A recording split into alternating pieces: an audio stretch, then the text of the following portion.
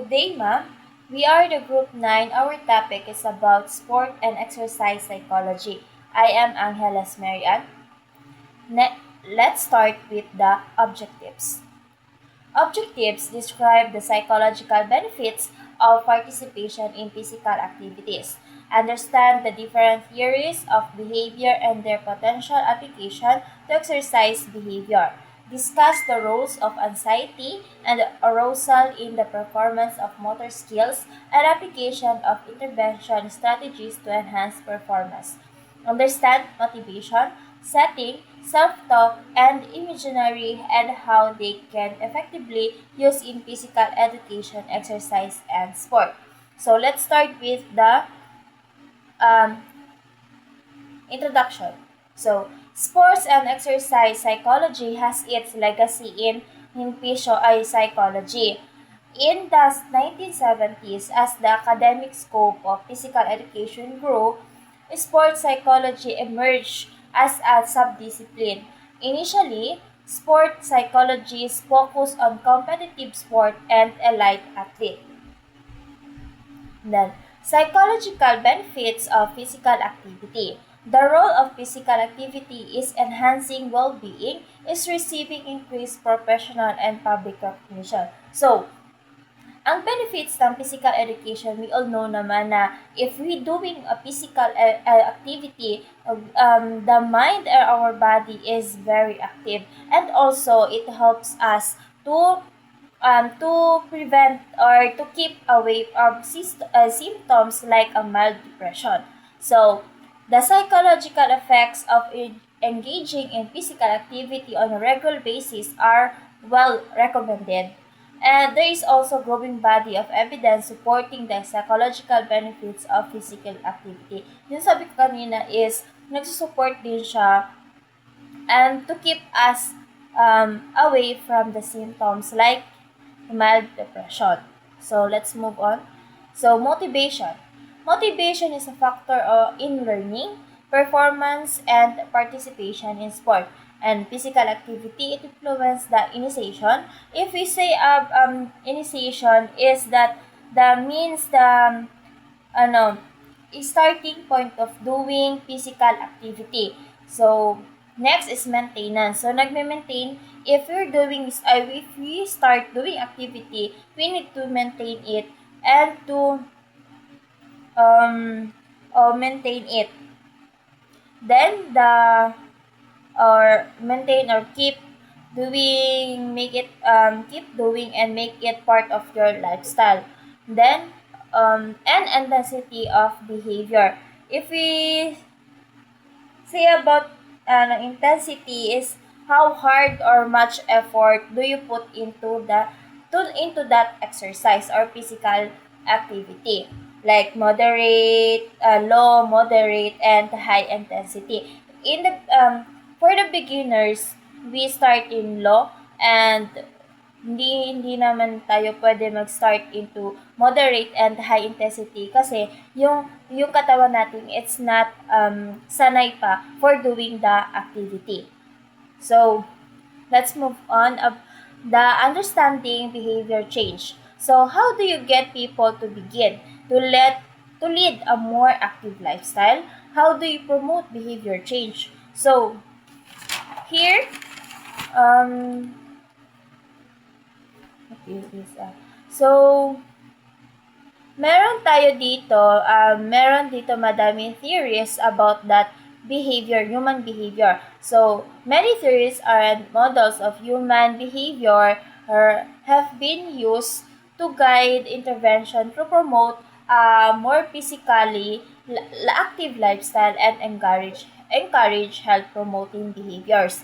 Among the models are the classic learning theories, the belief model, social cognitive theory, and the trans-theoretical and the ecological perspective. So let's start with the classic learning theory. So classic learning theory achievement of smaller goals leads to attainment of overall goals, reinforcement, and motivation. So sa classic, ibig sabihin kapag ginagawa natin yung activity and nagustuhan natin yun, ay yung activity na ginagawa natin is gagawin natin yun pabalik-balik. Yun ang classic learning theory. Next is health belief model.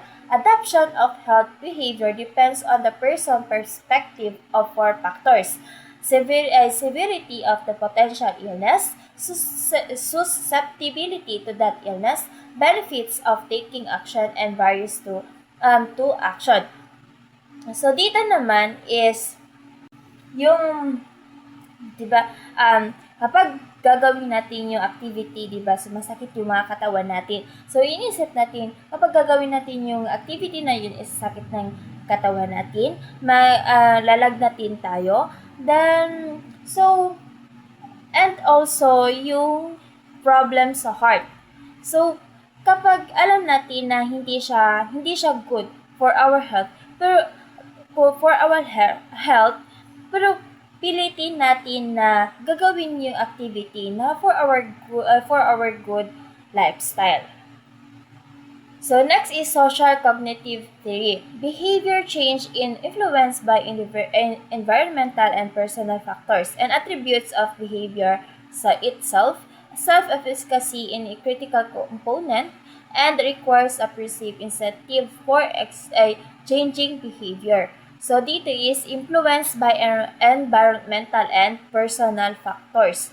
So, yung, di ba, meron ibang tao na gusto talaga masculine, yung madami muscle, may abs sila, and yung iba, yung lalo sa babae, na gusto nila na physically fit yung Coca-Cola body. They want na mag-chip yung goal nila, na ganun yung body. So, if gusto mo talaga na goal na gawin yung for your lifestyle, so gagawin mo talaga siya. So, need mo na influence ng iba or na environment para ma-apply mo sa sarili mo na gagawin mo din siya to achieve your goals na gusto mo na katawan. Next is theory of reason, action, and theory of planned behavior. So, behavior change is strongly influenced by intention to change, which depends on individual attitude toward the behavior, opinions of relevant others regarding the perceived control over behavior. So, dito naman, sa theory, reason, action is gagawin mo siya kasi gusto mo then kailangan mo ng support ng ibang tao. Sa theory of planned behavior naman, gagawin mo siya kasi gusto mo siya, and gagawin mo siya kasi gusto mo na ma-achieve yung goal na yun. Pero kailangan mo din ng support ng ibang tao. Pero kahit even na wala yung support ng ibang tao, na ginagawa mo siya kasi gusto mo.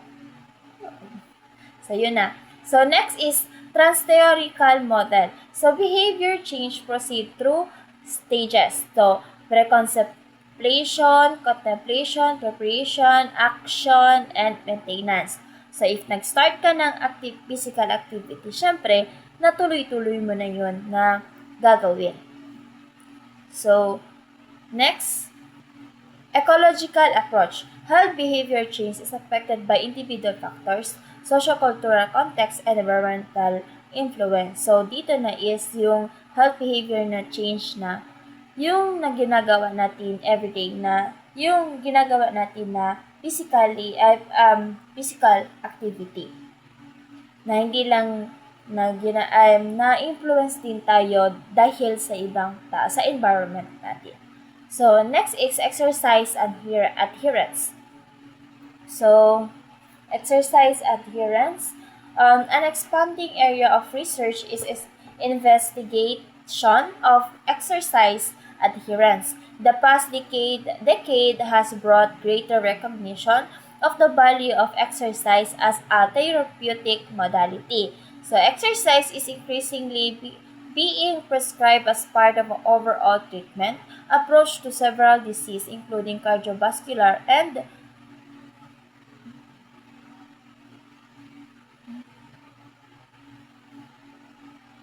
and diabetes. So, di ba yung sabi ko kanina, if uh, yung hindi lang siya to, if gagawin natin yung physical activity, hindi lang for physical, ay for mind and body active. And also to prevent na disease sa atin. It helps us to prevent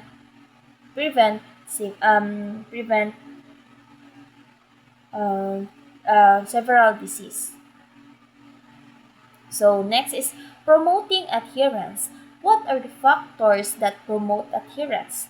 Encourage persistence and prevent dropping out. Researchers have identified several factors that predispose individuals to drop out of exercise program.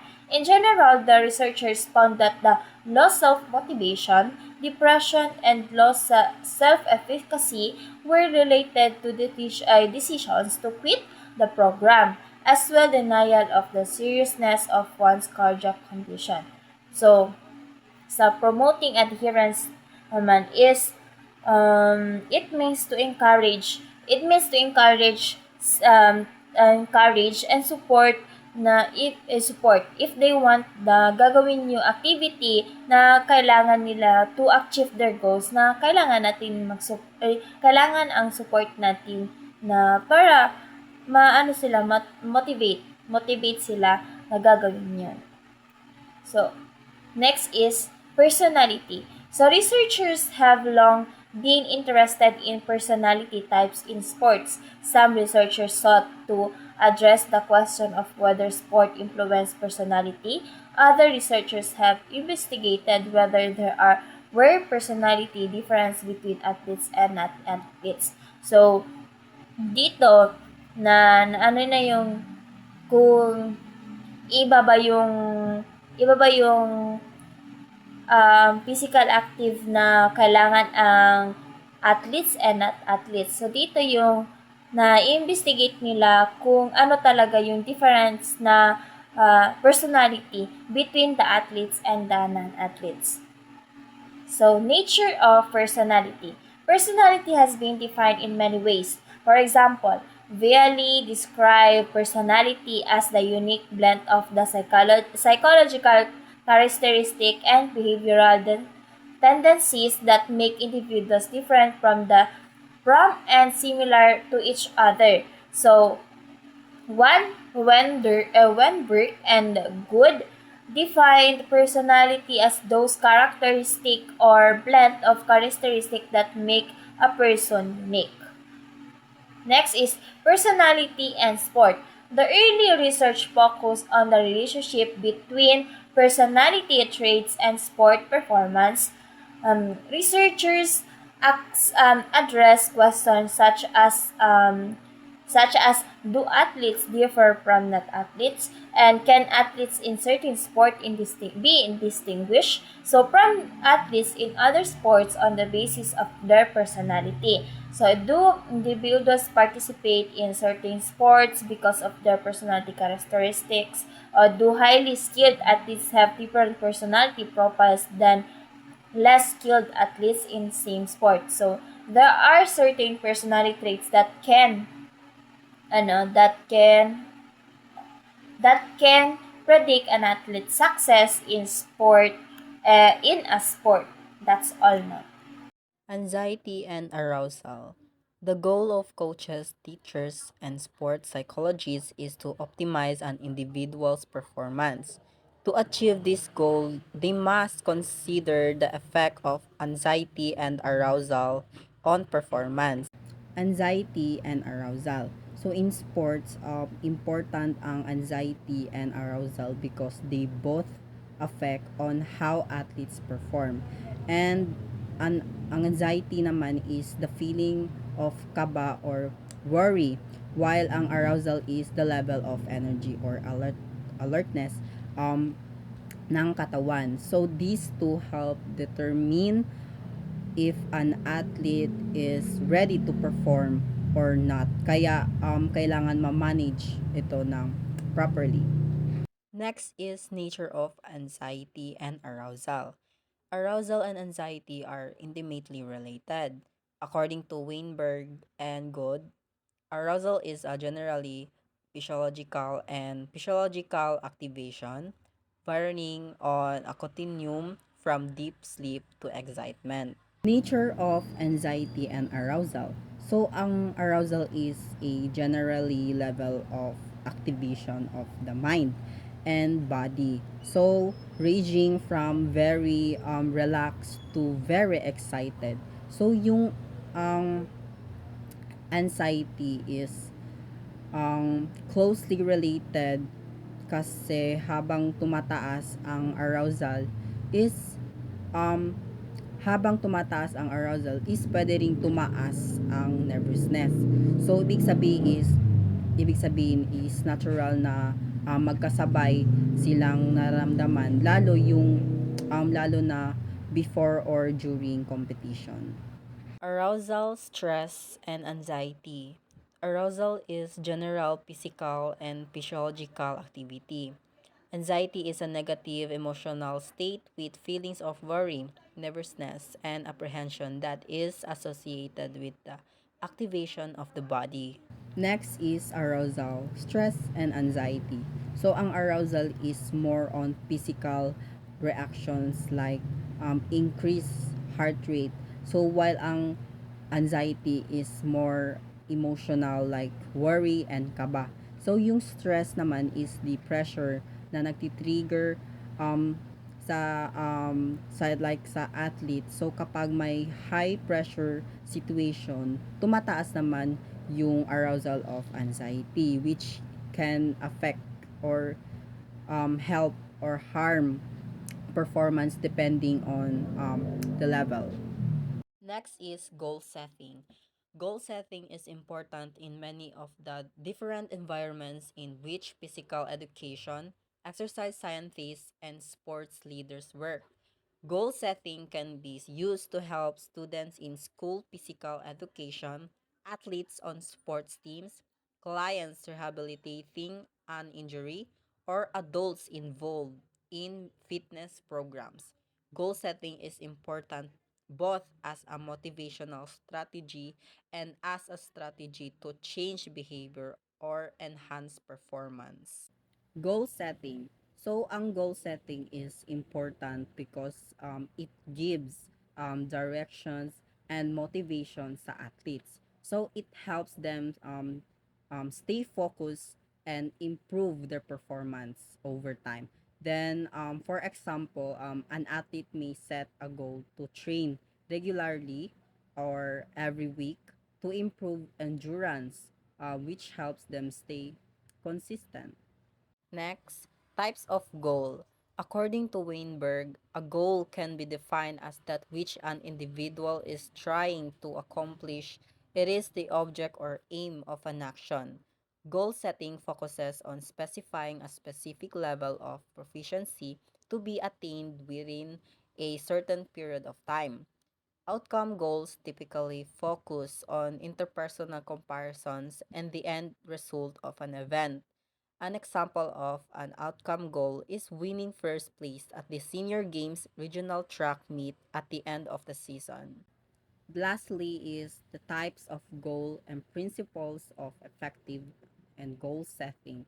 So, ang goal is kung ano yung gustong ma-achieve ng isang athlete, and one type is outcome goal, which focuses on the result like winning. So, for example is an athlete may aim to win first place. So, in a competition, and however, like para magiging effective ang goal nila or goal setting, dapat specific or measurable, realistic, and time bound, and mas okay if nakafocus sila or consistent para ma-improve and not just the result. Nature of self-talk. Ang self-talk ay tumutukoy sa mga sinasabi sa sarili natin habang ginagawa ang isang task. Pwede ito maging positive or negative at nakakaapekto ito sa self-confidence at performance natin. For example, habang nag-e-exam ka, sinasabi mo na kaya ko to or hindi ko kaya. Kapag positive ang self-talk, tumataas ang confidence mo. While kapag negative self-talk naman is bumababa ang performances mo, okay? So yun sa nature of self-talk.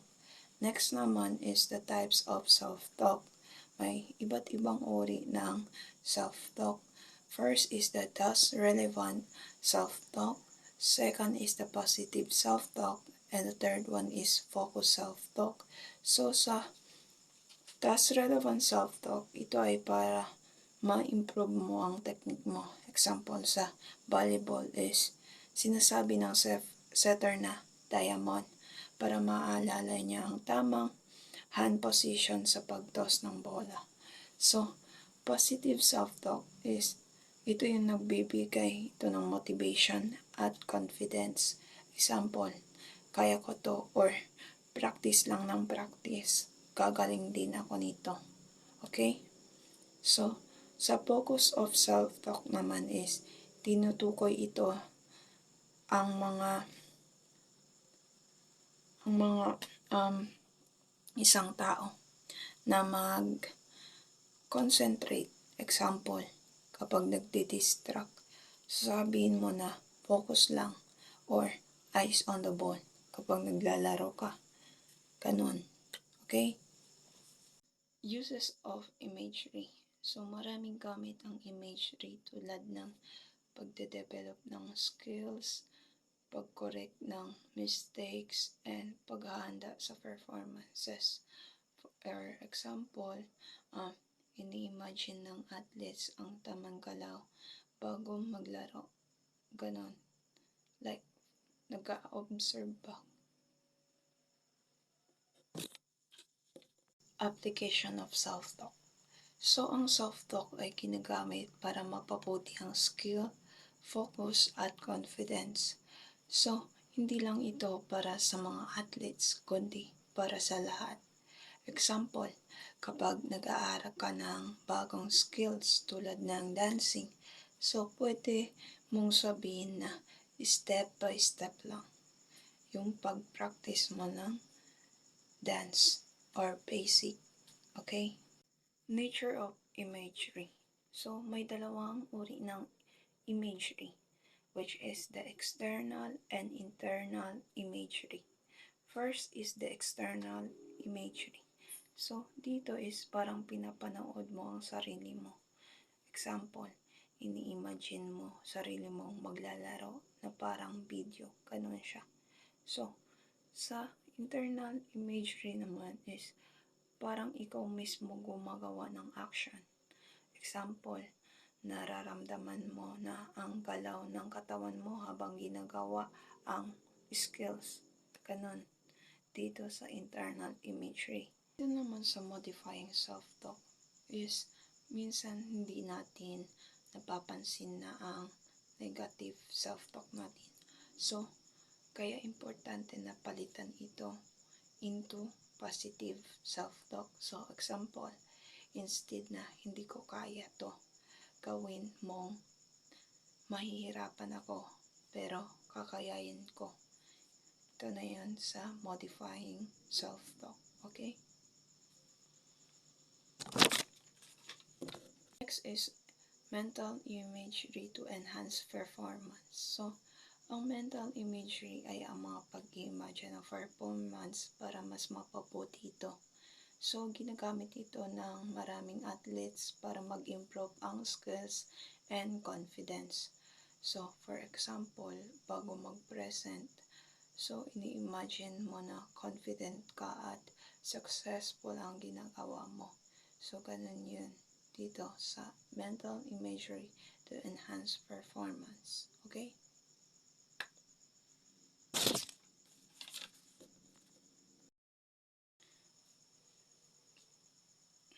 Intervention strategies. So, ang intervention strategies ay mga paraan para matulungan ang mga athletes na ma-improve ang performance nila. So, ginagamit nila yung self-talk at imagery para ma-manage ang anxiety and mapataas ang motivation, and also ma-improve ang kanilang confidence. So, example, bago ang competition, sasabihin ng athletes na relax lang, kaya ko to. Habang in-imagine niya na ang successful sa performance nila, like the outcome or the result of the game. So, in conclude, yung self-talk at mental imagery ay mahalagang tools para maging mas confident at successful sa anumang ginagawa natin. So, ganun lang. Vividness. When we say vividness, ito yung mahalaga ang vividness o pagiging malinaw ng imagination natin. So, example, hindi lang naman nakikita, kundi naririnig at nararamdaman din sa imagination. Ganun. Okay?